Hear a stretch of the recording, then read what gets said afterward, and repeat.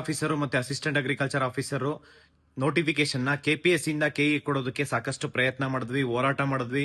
ಮತ್ತೆ ಕೃಷಿ ಸಚಿವರಾದಂತಹ ಚೆಲುವರಾಯಸ್ವಾಮಿ ಸರ್ಗೆ ಹೋಗಿ ಮನವರಿಕೆ ಮಾಡಿ ಕೆಪಿಎಸ್ಸಿ ಸಾಕಷ್ಟು ಸ್ಕ್ಯಾಮ್ ಆಗ್ತಾ ಇದೆ ಅಂತ ಹೇಳಿದ್ದಾದ್ಮೇಲೆ ಈ ಒಂದು ನೋಟಿಫಿಕೇಶನ್ ನ ಕೆಇಎಗೆ ವರ್ಗಾವಣೆ ಮಾಡಿದ್ದಾರೆ. ಅದು ಎಲ್ಲ ವಿದ್ಯಾರ್ಥಿಗಳ ಪರವಾಗಿ ಅವರಿಗೆ ಧನ್ಯವಾದ ತಿಳಿಸ್ತೀವಿ.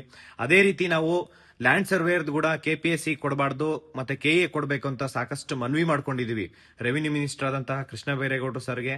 ಆದ್ರೆ ಅವ್ರು ಇಲ್ಲಿವರೆಗೂ ಸ್ಪಂದಿಸಿಲ್ಲ.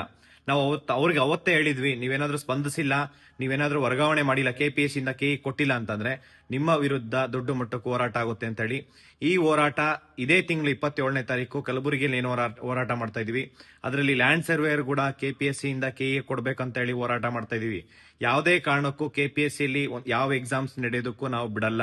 ಯಾಕೆಂದ್ರೆ ಈಗ ಆಲ್ರೆಡಿ ಆಗಿರೋಂತ ಎಕ್ಸಾಮ್ಸ್ ಎಲ್ಲಾ ಎಕ್ಸಾಮ್ಸ್ ಮೇಲೂ ಸಿಬಿಐ ತನಿಖೆ ಆಗ್ಬೇಕು. ಅಲ್ಲಿವರೆಗೂ ಅದರಲ್ಲಿ ಯಾರ್ಯಾರು ಅಕ್ರಮ ಭಾಗಿಯಾಗಿದ್ದಾರೆ ಅಷ್ಟು ಜನಕ್ಕೆ ಶಿಕ್ಷೆ ಆಗೋ ತನಕ ಕೆಪಿಎಸ್ಸಿಗೆ ಯಾವುದೇ ಎಕ್ಸಾಮ್ಸ್ ಕೊಡಬಾರ್ದು. ಆ ಶಿಕ್ಷೆ ಆಗಿ ಪ್ರತಿಯೊಂದು ಹಂತದಲ್ಲೂ ಸಿಬಿಐ ತನಿಖೆ ಆಗ್ಬೇಕು. ಸಿಬಿಐ ತನಿಖೆ ಕೊಡಿ ಅಂತ ಹೇಳಿ ನಾವು ಇವತ್ತು ಕಲಬುರಗಿಯಲ್ಲಿ ಇದೇ ತಿಂಗಳು 27ನೇ ತಾರೀಕು ಶುಕ್ರವಾರ ಜಗತ್ ಸರ್ಕಲ್ ಇಂದ ಡಿಸಿ ಕಚೇರಿ ತನಕ ಪಾದಯಾತ್ರೆ ಮಾಡ್ತಾ ಇದೀವಿ. ಎಲ್ಲಾ ವಿದ್ಯಾರ್ಥಿಗಳು ಈ ಒಂದು ಪಾದಯಾತ್ರೆಗೆ, ಈ ಒಂದು ಪ್ರತಿಭಟನೆಗೆ ಭಾಗಿಯಾಗಿ ಅಂತ ಹೇಳಿ ಮನವಿ ಮಾಡ್ಕೊಂತೀನಿ. Thank you so much.